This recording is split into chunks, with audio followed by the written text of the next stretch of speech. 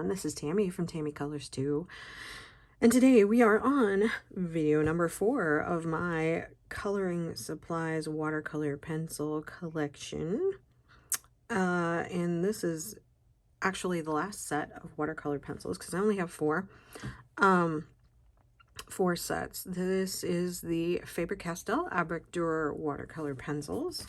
And I need to redo my swatch sheet because I want them all together.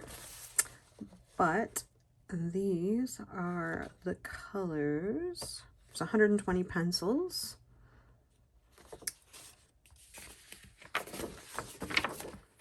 And they are on the pricier side, as they are an artist's pencil, watercolor pencil, but they are fabulous.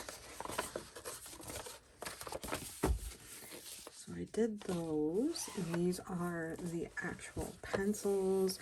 They are hexagonal in shape. They can be a little hard to read, but they're not too bad. They have a name and a number. You can buy them open stock, which is one of the advantages. Pretty much a standard size pencil. They do look very similar to the Arteza. However, they do act differently when you use them. So they are beautiful colors. I like having these and the polychromos, and then you can, mix and match, which is very nice.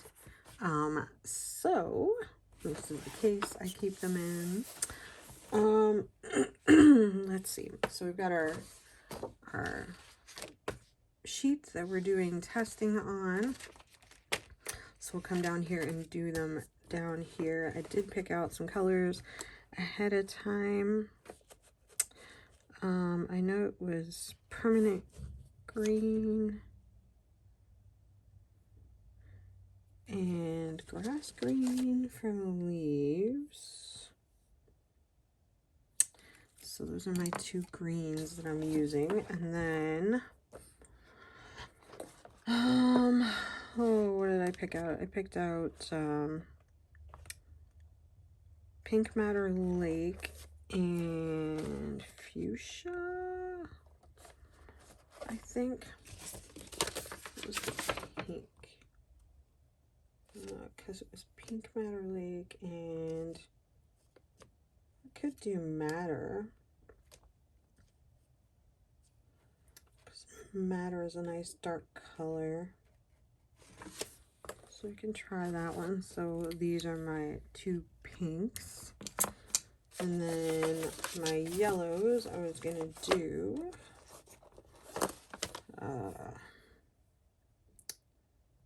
oops, I'm reading it upside down. Chrome yellow, light chrome yellow, and dark chrome yellow.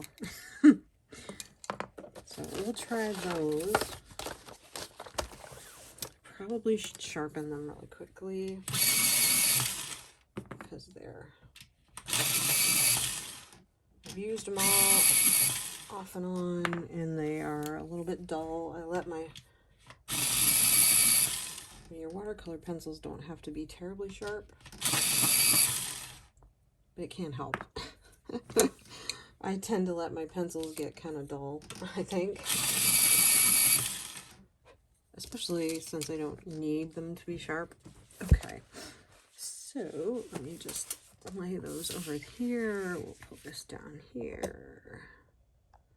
We will zoom in. As we have been doing, I am going to use a water brush. Let me fill it really quickly with water.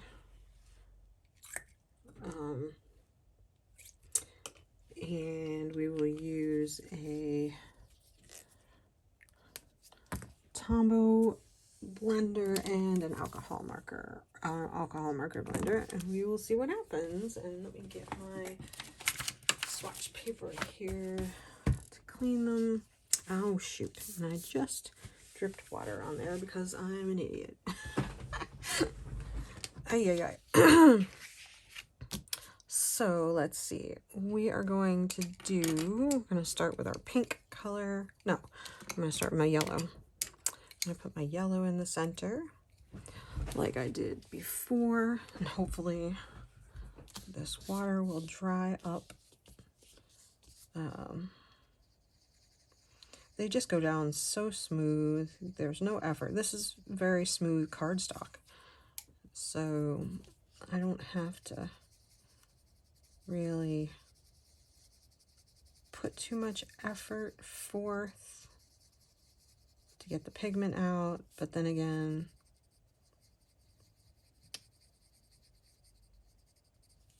these are really nice pencils. I like all of my watercolor pencils. Let's make sure this is clean.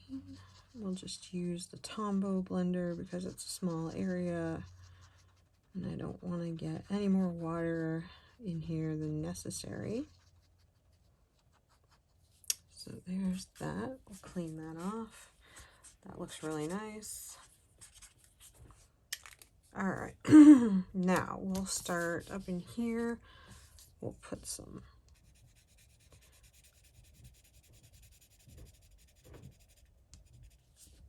hold on a second. Oops. All right, so sorry about that.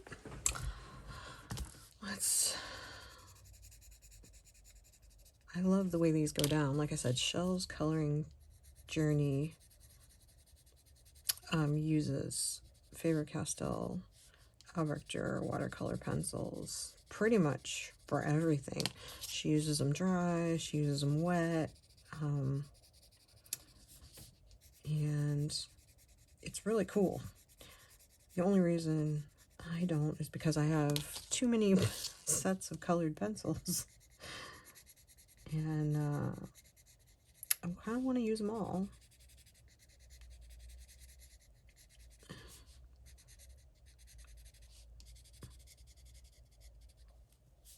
Let's see, make all these back here. Do a few of these. I could color them all in.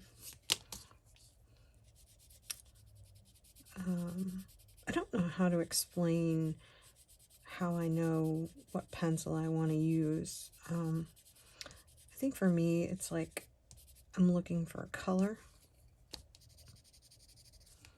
And if that set of pencils has that color, then that's what I'm using. And if they don't work out, then I have to switch, because the reality is not everything works well on all types of paper. You can want something to work all you want, but it won't necessarily. I'm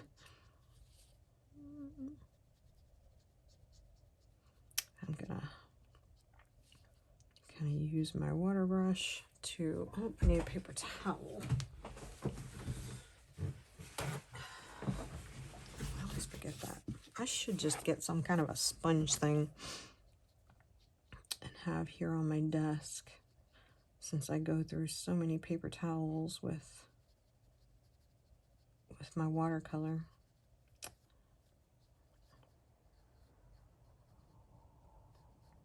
So we're spreading out the color. Do this back one. It's a very nice, rich color. Oh, I copied again. It dissolves beautifully. I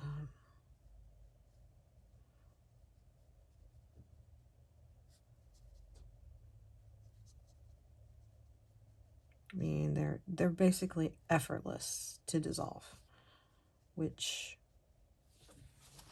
is the point of getting them.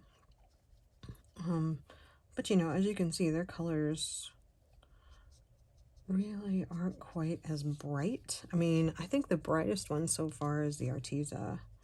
If you want bright, these are very,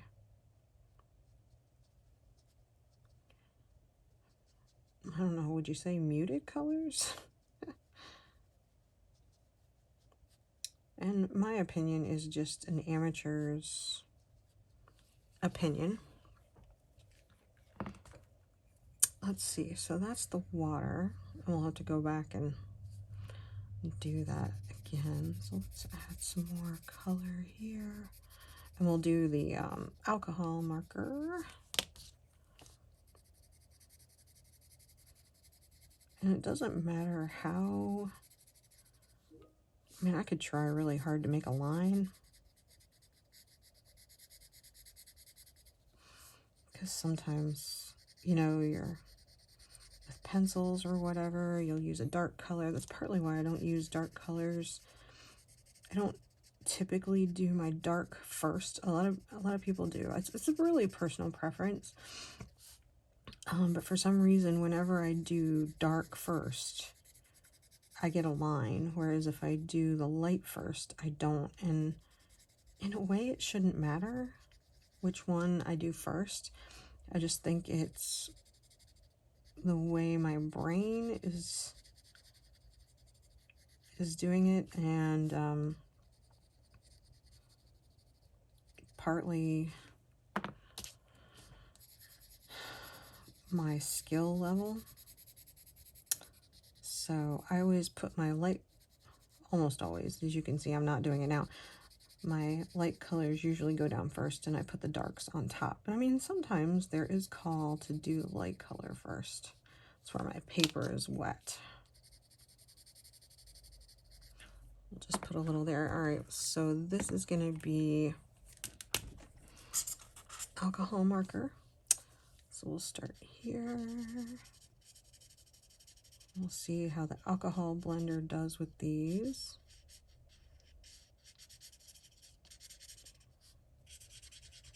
Which I really like.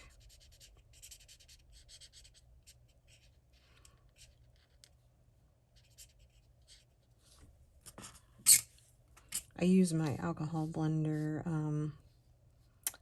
with my ink tints a lot. My ink tints, which are just, I love my ink tints, but I don't know, I don't want to say I'm scared of them, but you would think that I am, because I never want to, like, I don't use a lot of color. Like, I'm very light with the color, and I have to actually put some color down on the page.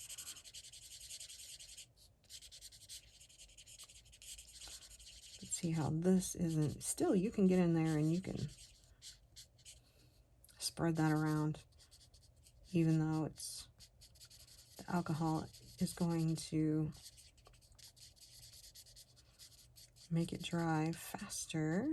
But, oh, see, my paper is wet there, so it's gonna be weird. See, it doesn't spread as far with the alcohol marker, but I wouldn't expect it to. So if you're gonna use alcohol blender, you need to spread your color a little farther. All right, we'll clean my marker off, and then we will do the last, which is the Tombow, and we'll just, because the Tombow I know will allow me to spread. Oh, see, my paper is wet right there. So we'll not futz around with putting too much color on here. Oops. That's what I get. I have a bad habit of, and I'm sure I'm not the only one, like I'll put all this stuff on my desk, my coloring book and stuff, and then I'll start mixing paint or whatever right over top of my book. And it's like, why? You know, I mean, I'm lucky that more stuff doesn't happen. All right, so I'm gonna use my Tombow blender for these. I'm gonna start with a light color, kind of blend it down.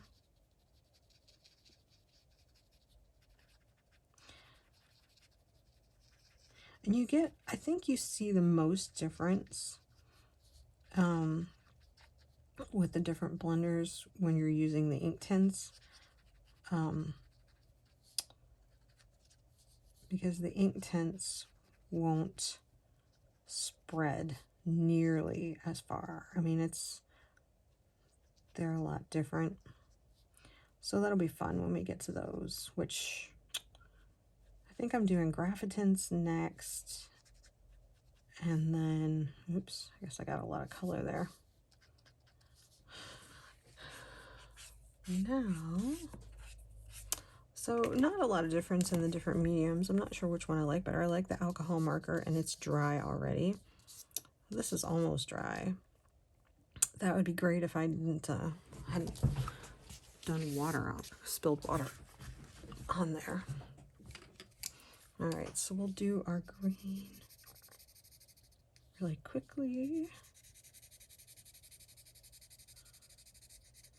Like I said, these are just effortless to lay down and so smooth. I guess we'll see how they do on the Amazon paper, huh? We'll put some green, some permanent green on here. Do a little bit of shading. And then we'll use my Tombow blender, definitely for the stem,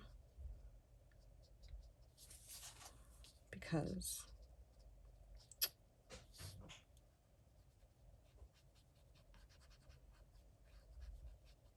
there we go. Just use it for all of them.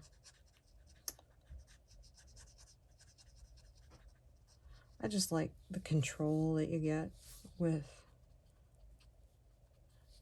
your alcohol and your water-based blender. And I have like a million of these things because I was buying sets of Tombows in the beginning. So here is this. Now we're gonna let it dry. It just kind of sucks that I screwed that up with the water, because it's gonna look different now. But anyway, let's go to our Amazon paper.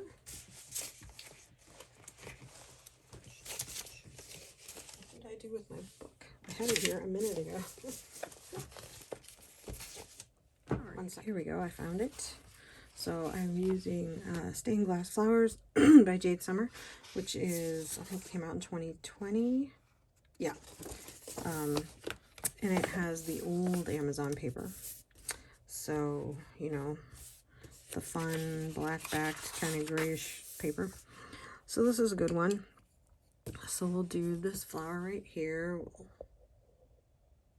zoom in a little bit. I do like the Anna Valachi's. Those came out well on the Amazon paper. So we'll put some color down here. It goes down really nice. Of course, this paper has a lot of tooth on it.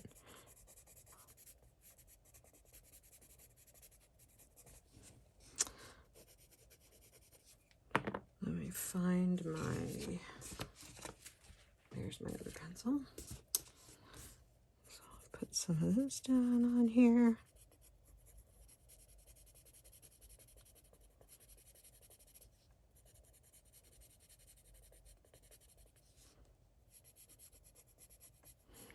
I'm pretty good at coloring flowers, I find. All right, so now in the center, because we have plenty of room, we are going to use water, which I expect the pencil to dissolve well, but because of the tooth, not go all that far, but see what happens. It dissolved nicely, I like that. Then sure it's kind of clean. We'll do the alcohol marker up here. Kind of blend it in, but I have a feeling it really won't go very far on here. I've never used it on this paper before. Like, I'm not even getting much on my marker because the tooth is holding on to it. And then here is my Tombow. We'll do that on the bottom. And it works much better than the alcohol blender. Just want to blend that in. All right, so we'll see what happens when that dries. Let's see what the back side looks like. Yeah, kind of, it's a little bit wet. As you can see, it doesn't bleed through. So we'll let that dry. Then this is getting pretty dry. It's going to take forever for this to, I went through the paper there. That's going to have to dry a lot. So, but there's all 4 sets of my watercolor pencils, for better or worse. So we should label this one. Boy, I could have done a better job coloring with these. So these are the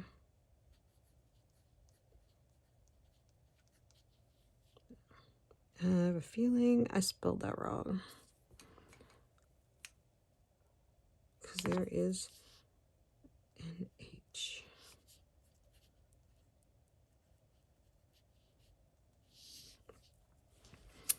So then we'll do the graphic tints, the ink tints, and we'll even do some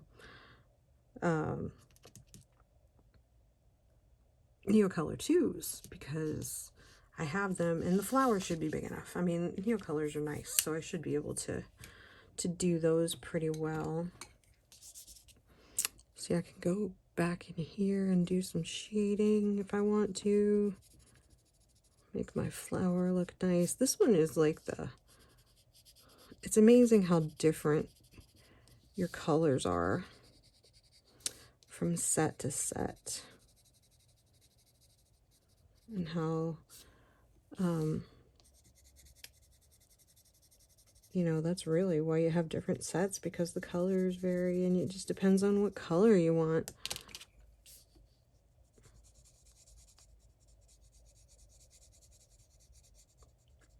To go erase that.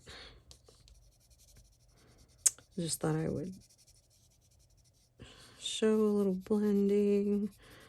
Normally I would use probably just a colored pencil to shade. But see how it's, you know, I'm really filling that out there. Just going back in and shading. I mean, if you're not going to use any more water, then it's fine to use these. But if you're going to use more water, then I would use a pencil or something liquid. Then I'd definitely use a pencil. But it gives you a nice something to work with. It gives you a base to do your shading.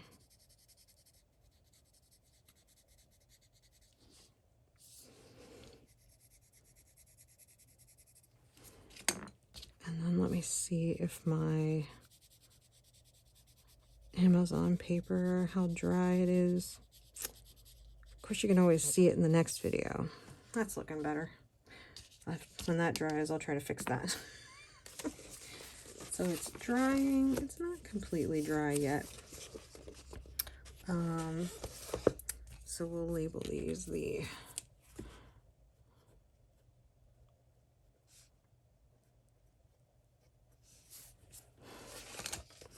have to spin that around and label it down here because it's a long name. Okay.